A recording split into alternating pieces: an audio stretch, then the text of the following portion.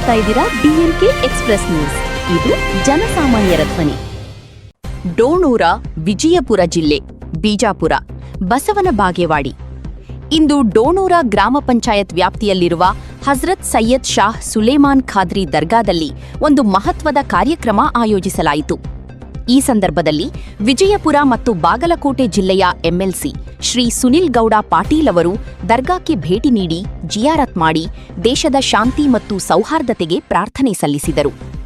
ಈ ಕಾರ್ಯಕ್ರಮದ ಅಧ್ಯಕ್ಷತೆಯನ್ನು ಜನಾಬ್ ಶಬ್ಬೀರ್ ಅಹಮದ್ ಡಾಲಯತ್, ಜಿಲ್ಲಾ ಉಸ್ತುವಾರಿ ಅಧ್ಯಕ್ಷರು AICC ಹ್ಯೂಮನ್ ರೈಟ್ಸ್ ವಿಜಯಪುರ ವಹಿಸಿಕೊಂಡರು.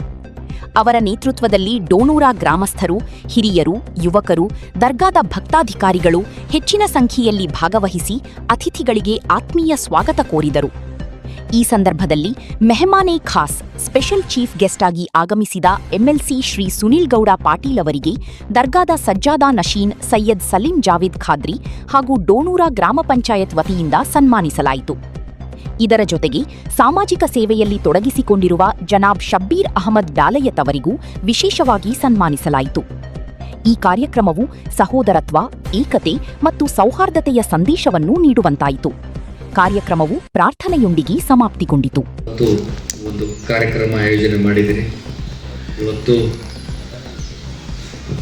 ಈ ಒಂದು ಹಜರತ್ ಸೈಯದ್ ಸುಲೇಮಾನ್ ಶಾ ಖಾದ್ರಿ ದರ್ಗಾದ ಒಂದು ಏನು ತಾವು ಕಾರ್ಯಕ್ರಮವನ್ನು ಇಟ್ಟಿದ್ದೀರಿ, ಅವತ್ತು ನಮ್ಮ ಸಚಿವರು ಈ ಭಾಗದ ಶಾಸಕ ಆಗಮಿಸಿ ಅವರು ಕಾರ್ಯಕ್ರಮವನ್ನು ನಡೆಸ್ಕೊಂಡು ಹೋಗ್ತಾರೆ ಅಂತ ಹೇಳಿ ಇವತ್ತು ಭಾಳ ದಿನದಿಂದ, ಯಾಕಂದರೆ ಅವತ್ತಕ್ರೆ ನನ್ನ ಕಡೆ ಬಂದಾಗ ತಾವೆಲ್ಲ ಹೇಳಿದ್ರಿ ಡೋಣೂರು ಗ್ರಾಮಕ್ಕೆ ಒಂದು ದಿನ ಬಂದಿಲ್ಲ, ನೀವು ಬಂದು ಹೋಗ್ಬೇಕು, ಯಾಕಂದ್ರೆ ಗ್ರಾಮ ಪಂಚಾಯತಿಗೆ ಇಲ್ಲೊಂದು ವಿಸಿಟ್ ಮಾಡ್ಬೇಕಂತ ಹೇಳಿ ನಾನು ಮಾಡಿದ್ದೆ.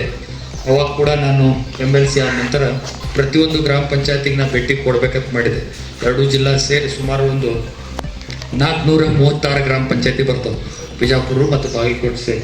ಅದು ಪ್ರಯತ್ನ ಕೂಡ ಮಾಡಿದೆ ನಾನು. ಅಲ್ಲಲ್ಲಿ ಎಲ್ಲ ಪ್ರತಿಯೊಂದು ಗ್ರಾಮ ಪಂಚಾಯತಿಗೆ ದಿನ ಒಂದು 5-6 ಗ್ರಾಮ ಪಂಚಾಯತಿ ಮಾಡೋಣ ಸ್ಟಾರ್ಟ್ ಮಾಡಿದೆ. ಫಸ್ಟ್ ದೇವರಪುರಿ ಸಿಂದಿಗೆಯಿಂದ ಪ್ರಾರಂಭ ಮಾಡಿದ್ವಿ.